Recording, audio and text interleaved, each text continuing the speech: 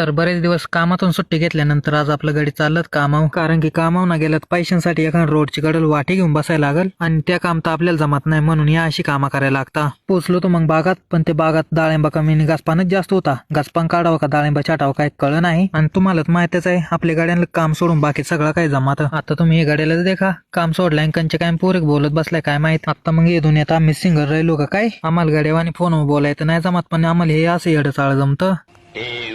भगभुगे भगनी भागोदरी मासे एवढी ओम फट स्वाहा. आवडे अशी येण्यासाठी का वागायला लागली. तुझी तब्येत बरी आहे ना. आवडे तू अशी बारीक का झालीस बावल्यासारखी.